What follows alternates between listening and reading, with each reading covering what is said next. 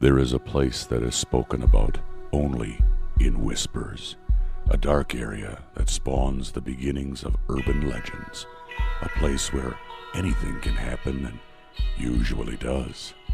During the light of day, it hides just outside of view, but when the sun goes down, spirits, creatures of the night, roam free, and things do go bump in the night.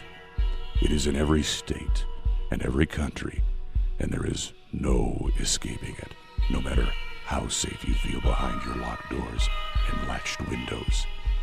So we invite you to turn down the lights and turn up your radio while we join Dave Schrader and Tim Dennis, your hosts, on a journey into the darkness on the edge of town.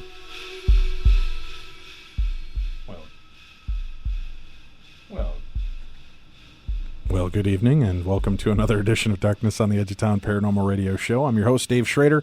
Sitting across the board from me in lovely blonde locks and beautiful blue eyes, Mr. Tim Dennis. Good evening, Tim. You stop. Yes. Hey, Timmy. Yeah.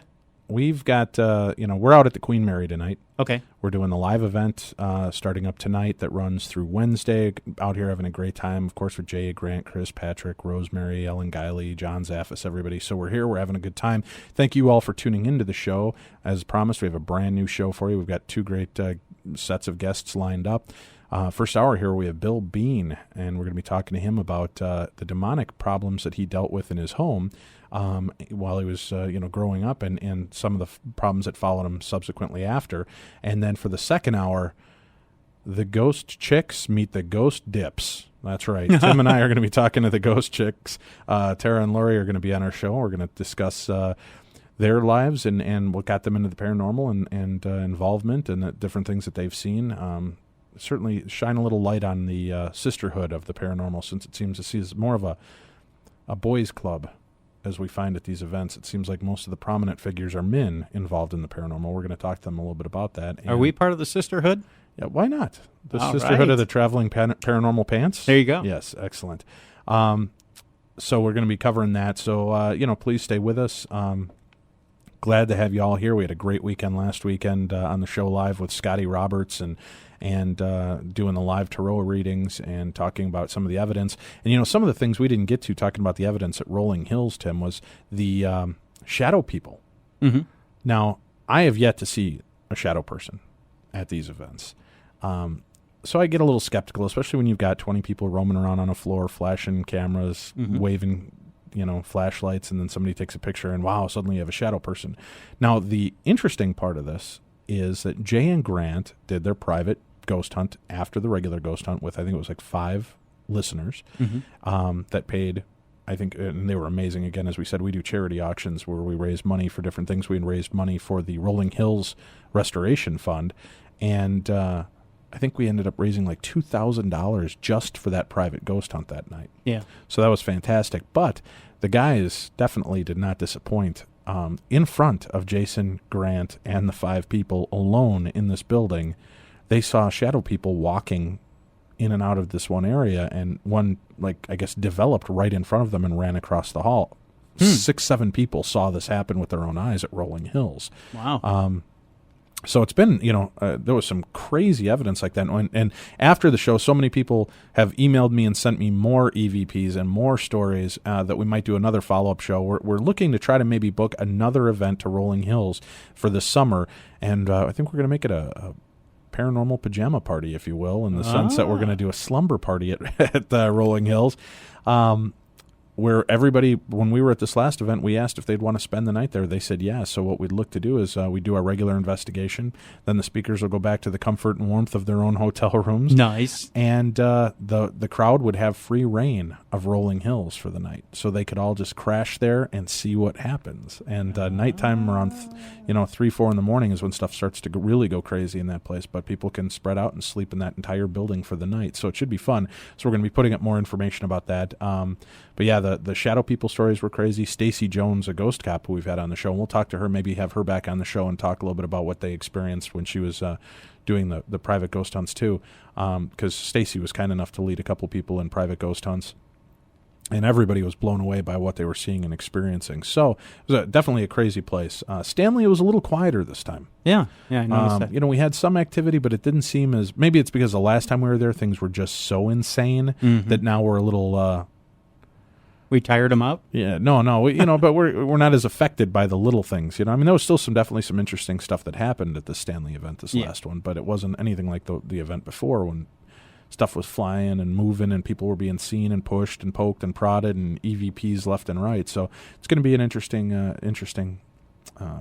event, and we're trying to work on another Stanley. But I bring all that up to bring this up for all of you that missed the Queen Mary trip, December 2nd through the 5th. Yes. We have got a very special, and at this point, very secret. Don't tell anybody. No, shh. Okay. Queen Mary trip that's coming out February 24th through the 27th. I'll be posting, not tonight, because tonight we're at the Queen Mary doing the event, but come Thursday this week, I'm going to be posting on our site the link. We opened it up to the people on the waiting list for the Queen Mary first. So we're allowing them about a week's time here to hurry up and grab their tickets, and then we're going to make it public next Thursday. So everybody that didn't get a chance and would like to can participate, but I can tell you it's going to go fast. We had so many people on the waiting list hoping to get tickets. And unfortunately, we had a bunch of people that dropped at the last minute saying that they, could you sell my ticket? And I've been trying to help move some of those, but some people just aren't answering now that it's, it was 3 days before the event. So, we do have a lot of people that are going to be taking advantage of this second event here in February. So hopefully you'll join us out there for that. So remember to check our website, Darkness Events, and we're going to be going out there with Jay and Grant, Chris and Patrick, and a slew of great speakers. So you're going to want to check that out and be a part of it with us. So we will leave that on the plate, and we're going to go now. We're going to go to our first guest for the evening. And have you had a chance to watch that show on Discovery Channel, A Haunting?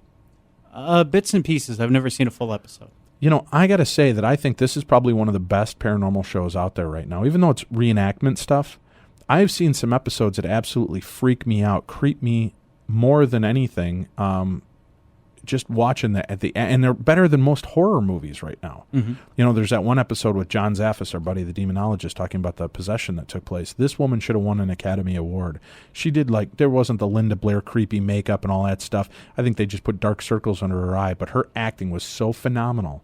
She absolutely scared the crap out of me. It was just a great episode. But A Haunting has become extremely popular. There's episodes on the Discovery Channel. If you haven't seen it, you got to check it out. Each one is like a little mini horror movie, but it's real, purportedly. There was an episode entitled House of the Dead, and that is what we're going to talk about tonight. Our first guest is Bill Bean, and Bill has written a book called Dark Force. And it's the terrifying and tragic story of the Bean family. And we'd like to welcome to the show Bill Bean. Good evening, Mr. Bean. Thank you, Dave. It's a real honor and a pleasure to be with you. Well, it's you sent me out your email, and I read this, and it was so creepy. We want to talk about what was going on, and to give people a little bit of background. In 1970, your family relocated to Glen Burnie, Maryland. That's correct. And the only problem is what you didn't know is that the house that you guys bought into in the community of, how do you pronounce it? Is it Harrendale? Harrendale. That house was already kind of occupied, wasn't it? That's correct. You had a demonic entity in the house? Yes, I believe there were several. And we have you quoted as saying that your family was literally torn apart by an evil force that coexisted among you in that house. That is the truth. Now, with this new book, Dark Force, it's actually available December 3rd, and we do have a link for it. You can also go to lulu.com, correct? LULU.com to order this book? Yes, that's correct. Okay, and Dark Force recounts the tale, and it's been a brutal encounter that started as subtle noises, then built into kind of this fever pitch of physical attacks on the family by unseen forces. You've also continued to have encounters with the unknown since you left that house in 1980, including you battled a demon that had possessed one of your loved ones. Is that right? Correct. Okay, and let's see if we got this straight, too. After you left, things didn't dissipate. I mean, you ended up losing both of your parents shortly after that by violent means, wasn't it? Yes. Okay, well, we're going to talk about this. This is pretty amazing. Now, in 1970, how old were you, Bill? I was 4. Okay, 4 years old. Now, do you have memory of the activity that occurred, or is this kind of passed down to you and then as you got older? Because if you moved in 70 and moved out in 80, by that time you were 14. Yeah. At what point did Bill Bean realize there's something wrong at my house and it's not like everybody else's? Really right from the get-go, as a young child, just having a feeling of just a very frightening feeling, and didn't know why. You know, I'd never experienced anything like that before, and my first experience actually took place the next year in 1971 when I was 5. Okay. Something actually pinned me to the bed, and it was an unseen presence. I knew somebody was there. I was asleep, and something woke me up middle of the night, and knew something was there but couldn't see it. And the next thing I know is I'm flat on my back. I'm pinned to the bed. My ears had a tremendous humming or buzzing in them. It was like, just imagine being at a loud rock concert or something, and that buzz that you would have in your ears. I was dizzy. I felt like I was spinning. Something actually came out of the ceiling. It was like a neon circular light. I call it a ring of fire, but it was probably more neonish, and came down in front of my face. It rotated one time and then went back. Now this sounds up into almost the like ceiling. alien activity. It is so crazy, Dave. So many crazy things happen, and I believe, based on my experiences over the years, that it is all interconnected somehow. Okay. And there's no question that this was demonic negative activity. However, it may have some link to this, like you said, the otherworldly alien type of thing. I don't know. But a lot of horrible things happen, and that was the first experience for me. That experience happened over and over and over. And unfortunately, my mother suffered the worst as far as physical abuse from the entities. Well, wait, before we start getting into that, so now you're 5 years old, you're being pinned Correct. to your bed, you feel Correct. something pushing down on you, you see this weird neon blue light that comes off the It ceiling. was actually comes down. red. It was red. Oh, red, okay.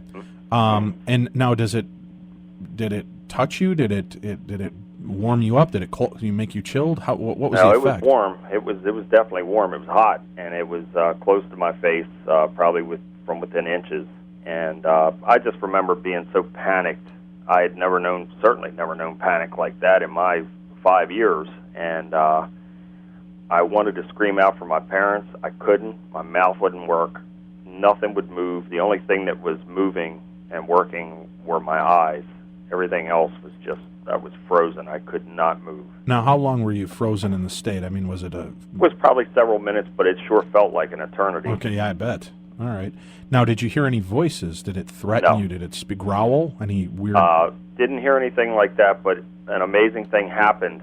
As this was going on, an apparition appeared at the foot of my bed. And to this day, I believe she was an angel.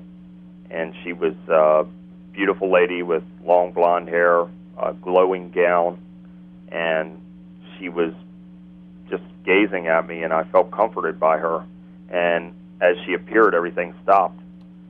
And the kicker of the whole thing is that this apparition looked exactly like my mother.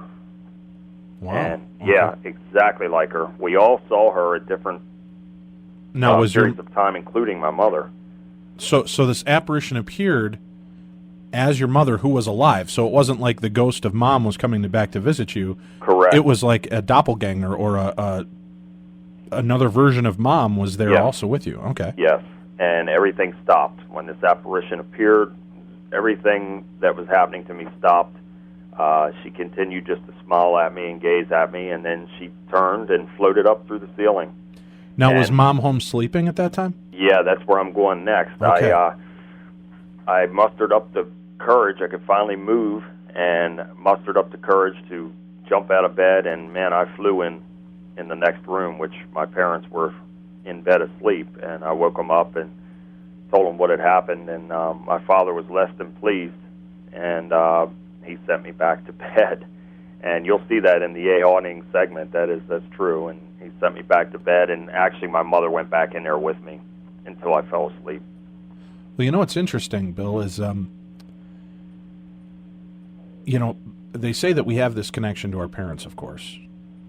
This unseen connection, and if she was in fact sensing that you were in any kind of danger, it very well could have been an astral form of her that came down to protect you and watch over you. because you didn't feel any malevolence from her Oh, absolutely not. apparition. No. You felt comfort and warmth, and it made what was going on go away, correct? Absolutely, yes. See, because that, what's interesting to me is, too, that, I'm not psychic at all. But 20 years ago, this January, on New Year's Eve, I had been out driving my friends around, getting them home and making sure they were safe. And every time I passed my street, I just had these, for lack of a better word, visions of my mom collapsing and an ambulance there and things. Oh, my. And I went, I went back to my friend's house after I dropped everybody off. It's about 2 o'clock in the morning, and I was supposed to just stay the night there. And I said, you know what, man, I just don't feel right. I got to go home. I went home about 2:30, quarter to 3. My mom comes shuffling out, one eye open. Oh, you're okay? I said, yeah, I'm fine, Mom. Just wanted to, get home and sleep in my own bed. I made sure everybody got home. She said, all right, I'll come out and, have a drink with you and then go back to bed. And she turned around and collapsed in the hallway. Oh, my goodness. So, I had that strange connection with my mom, and there's a couple other, events that my mom and I had like that, too, with a strange kind of synaptic connection. So, well, I certainly hope your mother was okay. Yeah, after that. she suffered a seizure, oh my! And never had another one again. But it was so strange that night of all nights, all I kept seeing was visions of my mom collapsing, being hurt, being taken away in an ambulance and everything. And I have no psychic ability that I'm aware of. So, well, yeah, you did that night. Yeah, it's amazing how we can be contacted by things like that. Right, and having family members step in like this. Now, that to me is. And I don't know, Tim, if you weigh in on this, because Tim, my co-host and producer here, Tim gets his foray into the paranormal is usually visitations by dead loved ones, correct, Tim? Mm-hmm. Or loved ones who have recently passed over. Yeah. Right, and they come through that way. So, it's kind of a strange connection that we have. So I would think that that's a pretty amazing deal that your mom being alive was somehow able to sense that there was a problem and in an astral form she came out. Did you ever ask her about that? Did she ever have any memory of that? No, but she actually saw the apparition herself. That's the amazing thing. Everyone in the family saw this apparition at different times, including her. The apparition actually saved her on a couple of occasions when she was being assaulted.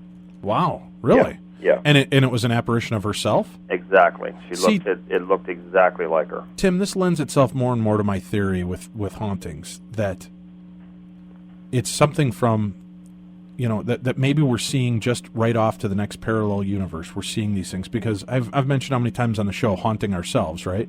Mm-hmm. And the fact that sometimes we're able to see ghosts, or we collect EVPs, and the EVPs come through in our own voice, and we know we didn't say what was being said on the tape. Now this woman is almost protecting her alternate self showing up, so I'm wondering if there's some kind of bleed through between... Well, either that or lending to Bill's theory. If an angel were going to come and help you or rescue you, what is the most comforting form it could take besides yourself? Well, but that's the whole point, is his mom was seeing herself. Mm-hmm. So that's kind of weird to have all of a sudden, why wouldn't it appear as her mom or grandfather coming to protect her? Why would it be herself? Because at that point, you could, and this is all theory, at that point, if you're laying there and you see maybe grandpa or mom or dad or somebody coming to rescue you or save you, it might be a little alarming. You're thinking, what's going on here? And you're thinking of something else. And seeing yourself come protect you is just as alarming? No, at that point you could think it's a delusion. And it would be easy to discount or dismiss because you're like, oh, I was just imagining things. It was me seeing myself rather than seeing another, an angel in a different guise that could come to you and kind of throw you off, Then all of a sudden you're thinking, well, why is Dad coming to save me? It's just a theory. Well, that is crazy, Bill. Like I said, we've talked on the show for a long time that I think that maybe we're seeing more through the veils of space and time than we are dealing with disembodied or corporeal, spirits. Yeah. But that's just got to be alarming. What did your mom, when you talked to your mom, what was her thoughts when she saw herself? Just absolutely bewildered. We were all so drained from everything that was taking place. I can't stress enough how these things tormented us, not only physically but mentally. We were under so much mental stress that it was very reminiscent of, if you could imagine a family or someone being like in a POW camp or something like that. That's where it had gotten to, because these things drained us of our energy, really of our emotions. We ended up being very much zombie-like. So it got to the point to where we were just matter of fact about everything. You know, we took everything in stride. Nothing surprised us, and we were just desensitized, I guess is the best word for it. Okay. Well, Bill, we're going to take our first break here of the hour. We'll be right back with you, and we'll be back with you. So keep listening. You're tuned in to The Darkness on the Edge of Town. It will keep you on the edge of your seat. I must have drank me about 15 Dr. Peppers. I gotta pay. Just don't get any on the floor. Hurry back. There is more to come from The Darkness on the Edge of Town. For 58 years, Fate has consistently supplied its loyal readership with a broad array of true reports of the strange and unknown. Fate is a factual magazine containing articles by experts in all walks of life, and by others just like you who have something dynamic, significant, and truthful to say. Keep up with the latest on angels and miracles, psychic phenomena, ghosts, UFOs, archaeological hotspots, alternative science, and much, much more. To receive your free Fate magazine, call now at 1-800-728-2730 or visit our website at www.fatemag.com. That's 1-800-728-2730 or www.fatemag.com. What are you waiting for? Your fate awaits. Are you tired of reading about what couple in Hollywood is breaking up or divorcing? Have you ever wondered where you can find the news that covers the subjects that you are really interested in? I would like to invite you to visit supernaturalnews.com. Supernatural News uses the latest internet technology to search for the topics we know you will be interested in reading. News of the latest Bigfoot, UFO, or Loch Ness Monster sightings. Read about the latest conspiracy theories and urban legends. Supernatural News, where belief and reality merge.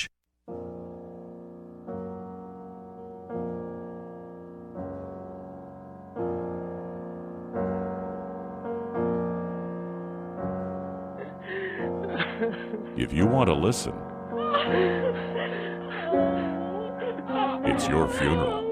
Welcome back to The Darkness on the Edge of Town.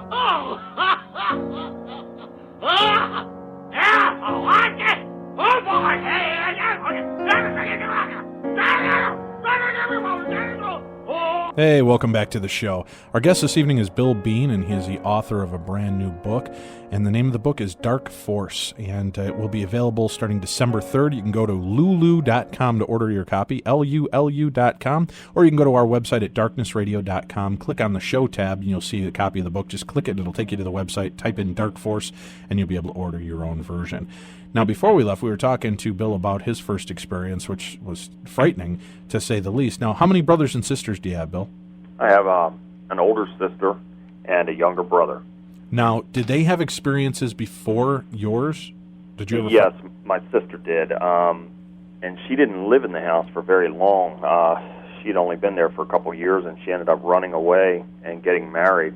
And if you've seen the show, she states in the interview there that she would have married anybody at that time just to get out of the house. Oh, Tim, see, you missed your chance. I did. Damn it.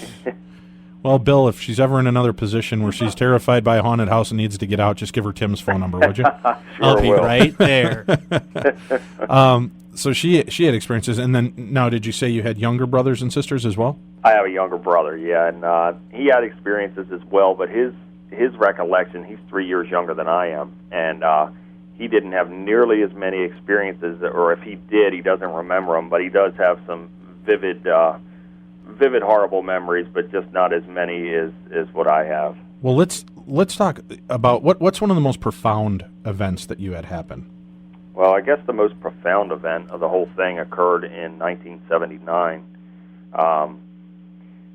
My brother and I had been visiting my father, who my father left us in 1975, and I moved to Florida.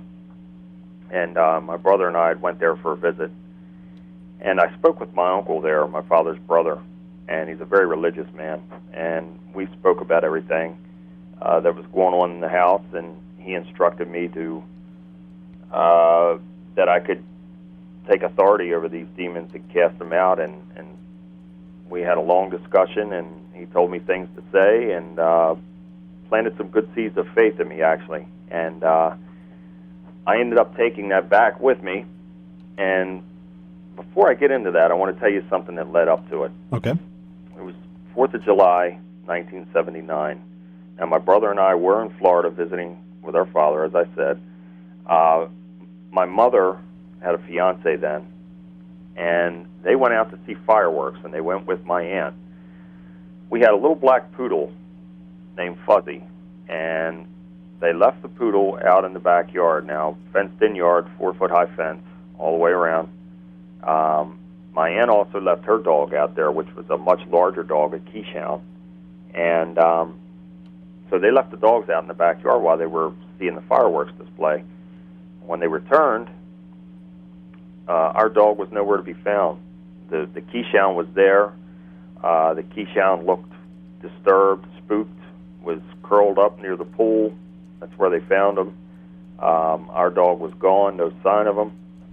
My mother and her fiance searched the neighborhood for the dog, and no sign of him. They came back and ended up going to sleep for the night.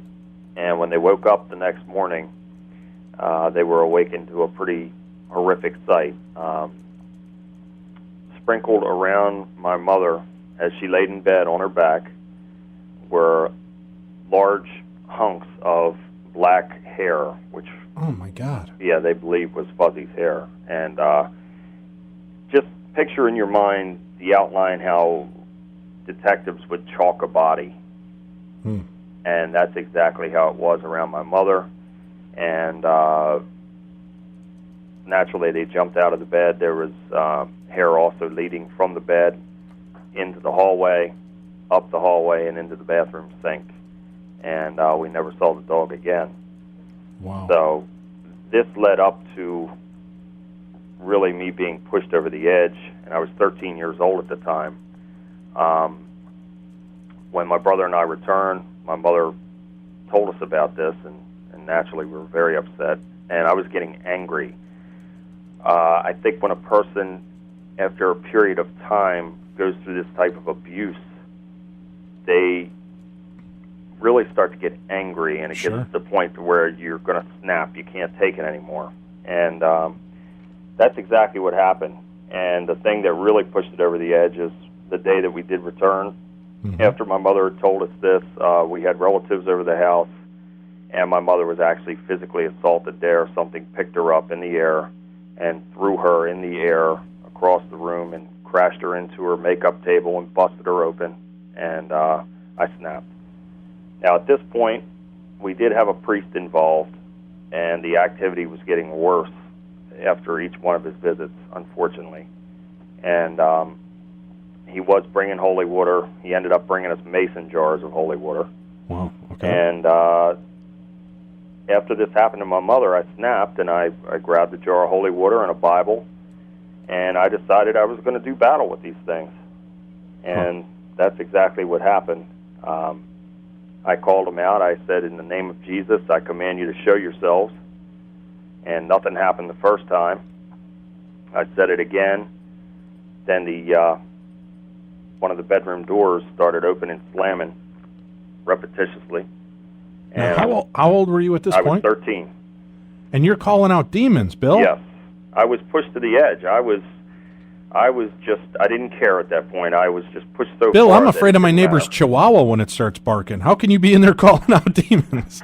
All I could say is that another power was with me. I truly believe that God was with me on this, and I'm thankful. I'm thankful that nobody really got hurt here because, well, my mom did get hurt, but it could have been a lot worse.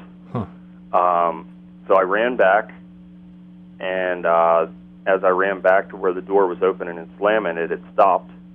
Now, there were 5 adults present with me, and none of them were saying a word. They were all terrified. Sure, they were watching the psycho little 13-year-old calling out demons. That would paralyze just about anybody, Bill. Exactly. And I said it again. I said again, in the name of Jesus, I command you to show yourselves. And I screamed it to the top of my lungs. And now we were advancing back. You had to go up a hallway from where the bedrooms are. You would go up a hallway and then into the living room and dining room. And as we were going up the hallway, the adults went into the dining room. I went into the living room, and I'll never forget the sight in front of me. These beings actually manifested, and when they did, they manifested in like beams of light. Just imagine something like Star Trek, how they would beam people up, that type of thing. Sure. they manifested in these beams of light, and they were green in color, like a light green. And there were 4 beings, and one of them resembled an undertaker, complete with a black suit and black hair, a black beard, and the eyes. All these entities' eyes were black, for the exception of one.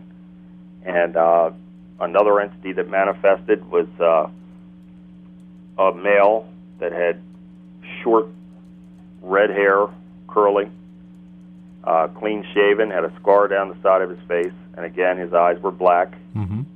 And there was a female, and she had the look of a witch, very sharp facial features, long dark hair. She wore a long black gown, and the 4th entity was a black form, and that's actually a depiction on my book cover, The Dark Force. The only thing that you could make out on this entity was a set of red eyes. And I believe, I certainly don't know all the answers. I don't know any answers for sure, but I believe that entity was probably the controller of them all. Well, and so what happened when you were calling them out? Well, as these things appeared, it was like an earthquake in the house. Things were falling off the walls, I should say. Things were flying around, and they appeared. I saw them clearly for several seconds, and then it was like they started dissipating, and then they just faded right out, and as they faded out, everything stopped. The activity stopped in the house, and my mother's fiancé said, "That's enough, we're going to my house," and we all ran out and went to his house. Wow. Now, when your father left in 75, do you feel that it was because of the demonic activity going on that might have helped push him out the door? Was he, a lot of fathers, a lot of the men won't acknowledge when there's weird stuff going on at home. Yeah. The moms and the kids will. Did Dad know that there was something evil going on there? He didn't want to admit it at first. And let me, before I go into this, I want to say my father was a very good man. Sure. Very good family man, hard-working man. But something changed in him, and I truly believe it was this evil force that, and I know a lot of people say, "Oh, well, the devil made him do it, this and that, whatever," but you just had to be there and live it, and you would understand what I'm saying. But something dramatically changed in him, and he went from this great family man and hard-working man to the polar opposite. Began drinking and turned into a raging alcoholic that was physically abusing my mother, and it was horrible. He was physically abusing her between 1973 and 1975, and he was a different man, just a totally different man, and everything. He was a master carpenter. He had his own business. He was doing quite well for himself, and when this transformation took place, everything just went south for him. It was just a downward spiral. Well, and that sounds, that's typical of malevolent spirits from what we've been told on the show in the past, Tim. I think we'll agree that, especially if you see a major change, it almost sounds like the father from the Amityville Horror.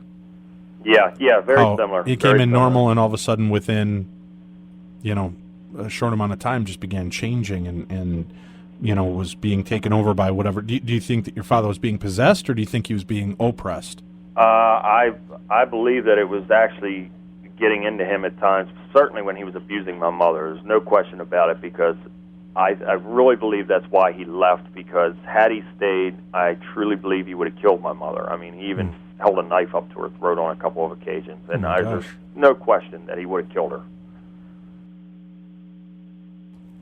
Well, now, you were 9 years old or so when your father left.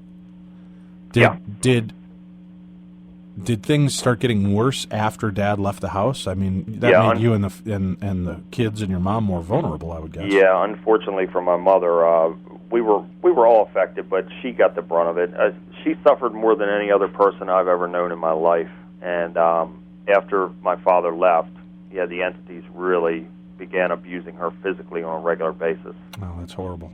Yeah, so she really did. This undertaker entity was coming to the bed and choking her on a regular basis, as well as the red-haired male. And on a couple of occasions, the angelic lady, I like to call her, came and actually pulled those entities away from her, and she watched them just go through the wall. can you just imagine for a second? I mean, this is all so hard to fathom, but this really took place. It's just, I'm looking, as I look back on it, it makes you shake your head, and I'm just so thankful to God that we were able to come out of it semi-unscathed in a sense. Of course, we've suffered many tragedies during that time and since, but I'm really thankful to God for just being able to help us to function on a normal basis. Well, I would bet. Now, you started doing this. Let's cover real quick. Mm-hmm. In 1980, I mean, during that time, did your mom ever discuss we should get out of this house? I mean, once you guys started realizing this was going on, what kept the Bean family from getting the hell out? Well, what kept us from getting out was when my father left at 75, my mother was very sick. She was suffering from high blood pressure. She had strokes already, and it was actually destroying her kidneys, and she was not able to work. So when my father left, I'm ashamed to say, we actually had to go on welfare and, social, the public assistance and all that. And sure, there was no money. We ended up losing the house. I watched the house get auctioned off. They had an auction right in the front yard one day. And the man that bought the house knew about our situation, my mother's health issues, and that my father had left. And he let us stay there. He let my mother stay there on a pay-as-you-can, when-you-can basis. Oh, that's great. Yeah, and, we had no choices. Her mother, my beloved grandmother, she made us many offers to come with her, but she lived in a one-bedroom apartment, and my mother wasn't going to burden her like that. Right. Her sister, my mother's sister, my aunt, she offered for us to come live with her. She had 8 children, so my mother wouldn't do that, and so we were just stuck. And once you called these out, now you called the demons out in 79? Yes. Did they dissipate? Did they go away, or did things stir up a little bit harder? It went away for a little while, and then my mother had the priest come back out again, and she told him what had happened, and then it all started back up again. What did the priests think? I mean, did they... I'll be honest with you, he knew what was going on. It was to the point to where he was telling us that we could call him anytime, 24 hours a day or night, and he would come. He was bringing us mason jars full of holy water. He knew that this was a serious thing, and I, at one point, instructed my mother that we definitely needed to get out of there. And he, knowing all this, I guess he just didn't want to take that next step to really try and combat it, or for whatever reasons. I'm certainly not faulting him. I don't know what his reasons were, but it just seems to me, looking back on it, that he really didn't want to take that next step and really get his hands dirty in this thing. Now, have you done any research on the house? Well, let's take a quick break. We'll come back, and I want to know, maybe I'll set you up with this question. Have you done any research on the house to find out what was going on there, why this happened, and if any of the families before or after you have had any experiences? We'll get those answers right after this. Are UFOs real? Does Bigfoot exist? Was Emily Rose really possessed? Who is the next American Idol? She bangs, she bangs. Oh, baby, when she moves, she moves. Thank you. Wasted by the way Thank she... you. We try to answer these questions and more each week on The Darkness on the Edge of Town. If you read Taps Paramag every month, you'll be able to tell the difference between the absurd Could not go to work because Bigfoot stole my car. and the creepy. Taps Paramag takes you where few would ever go on purpose. From exclusive interviews with the cast of The Ghost Hunters to the latest trends in technology in the field of the paranormal. To join our journey, order at tapsparamag.com. In the Amityville Horror, the ghost told them to get out the house. White people stayed in there. Now that's a hint and a half for your A ghost say get the out, I would just tip the out the door. They walked and looked in the toilet bowl, was blood in the toilet. Hey, so that's peculiar. I would have been in the house and said, oh, baby, this is beautiful. We got a chandelier hanging up here, kids outside playing. It's a beautiful neighborhood. We ain't got nothing to worry. I really love them. This is really nice. Too bad we can't stay, baby. We're the type of guys who would have stayed just for the extra company. Welcome back to the darkness on the edge of town.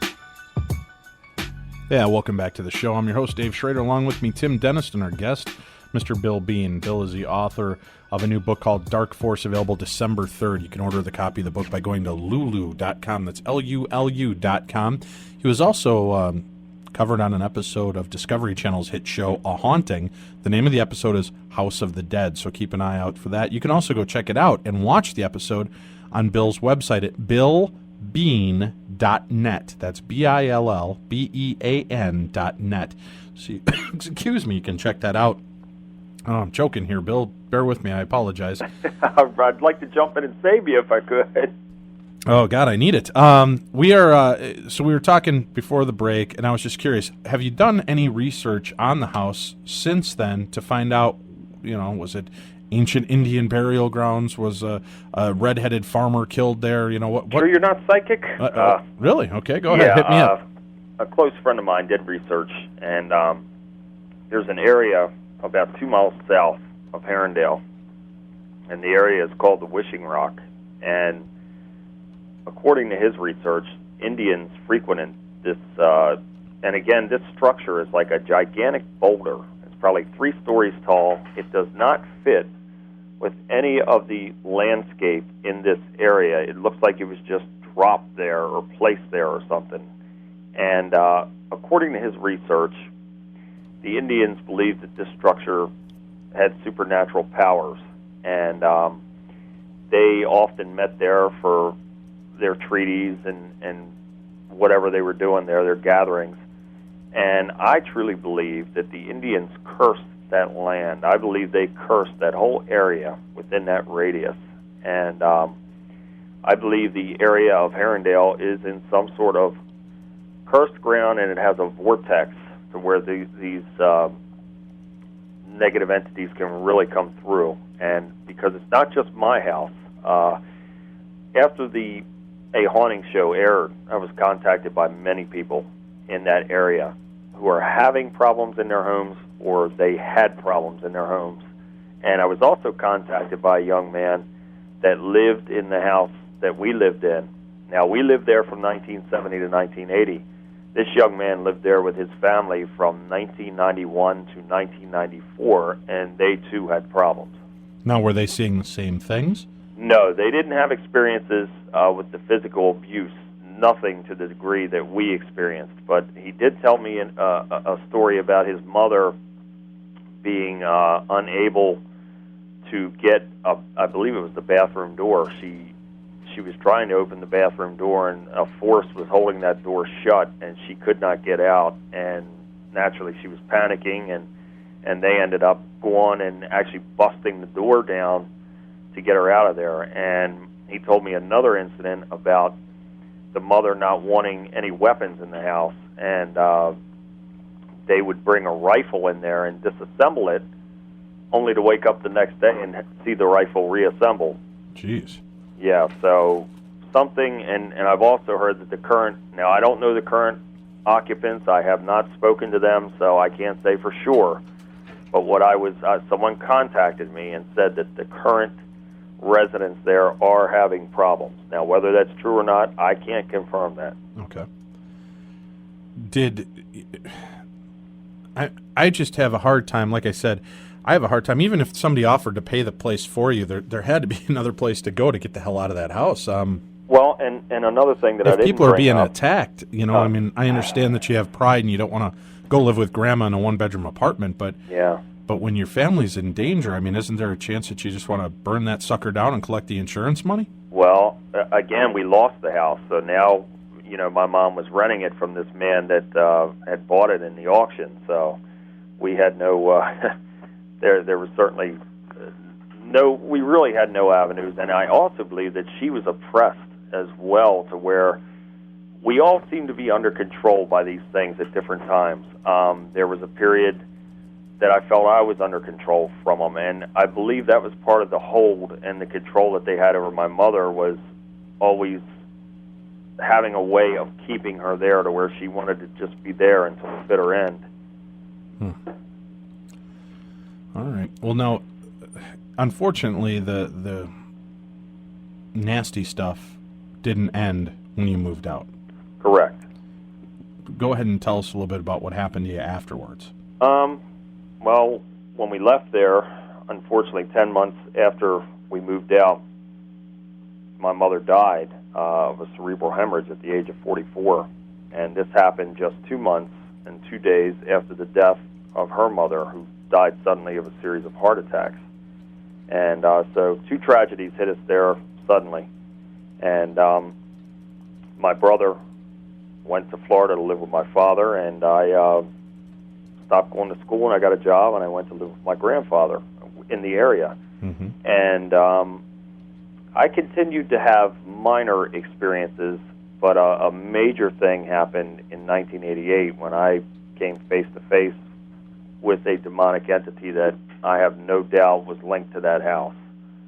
That's interesting, because in 88 I came face-to-face with a demonic entity, too. It was my first child. So we have something in common. Oh, Lord. Well, God bless that show. So what happened with you then? I'm not going to go into too many specifics, but I'm going to say that a loved one, someone close to me, unfortunately became possessed, and the demon actually spoke to me through this person. And the first thing that it said was, for a man with such faith in your God, you surely don't know the Bible. And that was true. At that time, I didn't know the Bible at all. I'd only browsed the Bible. I really didn't know anything about it. I didn't know the Scriptures. And the demon started quoting Scripture after Scripture after Scripture, and there's no way that this person could have quoted that, because, you know, they didn't know that the Scriptures either. So, and then at another point... Well, why do you think that it was taunting you? Do you think that this had a tie-in with the old house? Was it no question. Was it one of the demons that was messing with you? No question about it, because it was before the possession even took place. I saw the same, what appeared to be the same dark figure in the bedroom doorway.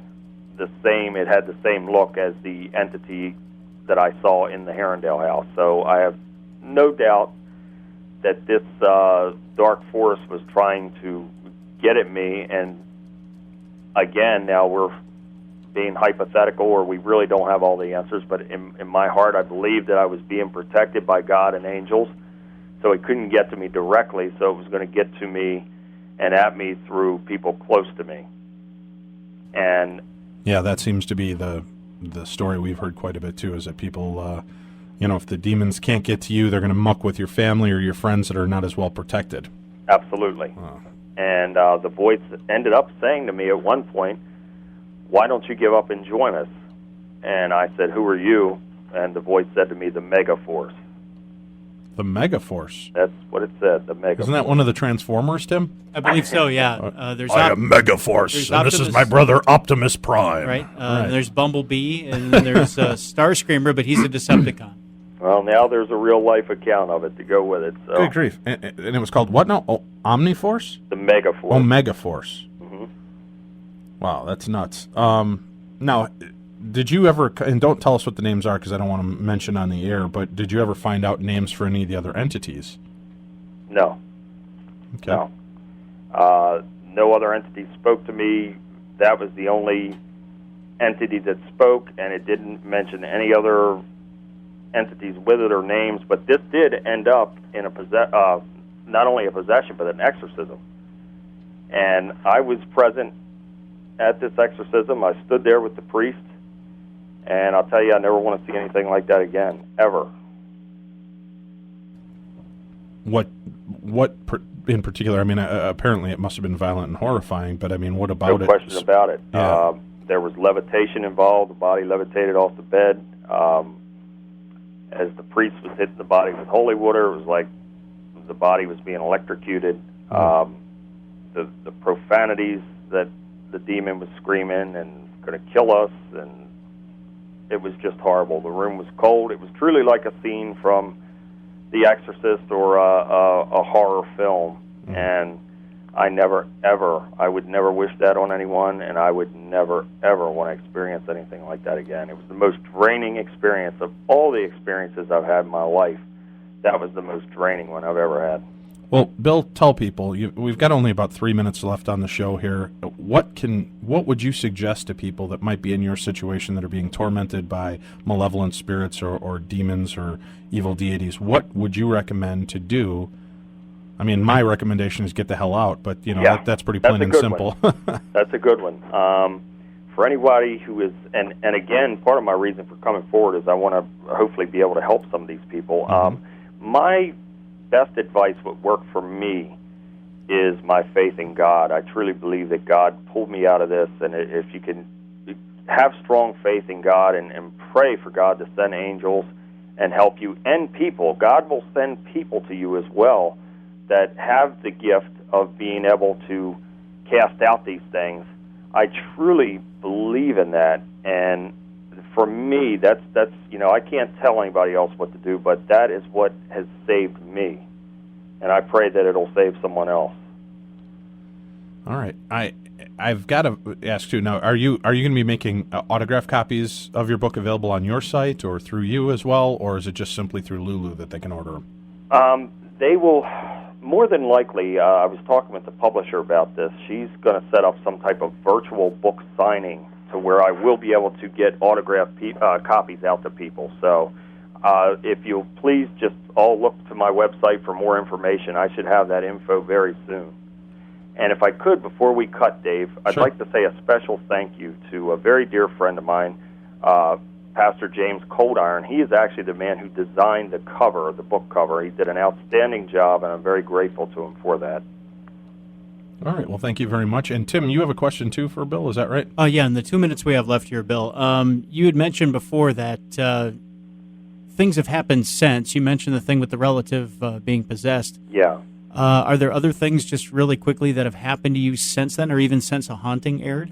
A plethora of things, and we're actually, fortunately, nowadays, most of the things that happen to me are really good things and divine things, and I'm so thankful to God for that. I truly feel protected. I truly feel blessed, but at times I truly have felt like there's been a tug of war going on, and an evil force has been trying to pull me in. There's no question about it.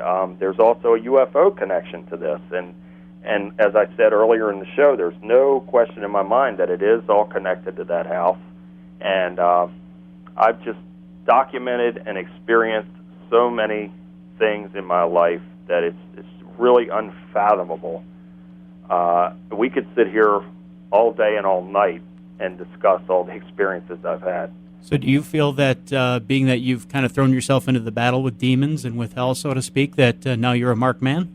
No question about it. I go through a daily battle. And again, now for me, I'm certainly not going to preach to anybody because my character can be just as corrupt as anybody else. I'm not a perfect one, but I can tell you this, I truly feel blessed and protected, and I'm thankful to God because I really do have this daily battle going on. Well, just in case the evil entities are listening to tonight's show, we're not on Bill's side, so, don't come after us. We think you're doing great. Just leave us alone. Thank you. Bill, well, again, people can contact you. They can go to your website at billbean.net, correct? Correct. And the book is coming out December 3rd at lulu.com. And the name of the book, again, is? Dark Force. Dark Force. All right, and people can look it up by your name or by the name of the book, correct? Correct. All right. Dave, I'd like to thank you both so much for having me on. It's been a pleasure. My pleasure to have you here, Bill. Thank you very much. And everybody else, thank you for tuning in. Remember, we're here with you each week, Sunday nights from 10 to midnight Central Time. Join us live in the chat rooms, and we'll be back after the top of the hour. We're going to be talking to Tara and Lori, the Ghost Chicks. Stick with us. We'll be back right after this.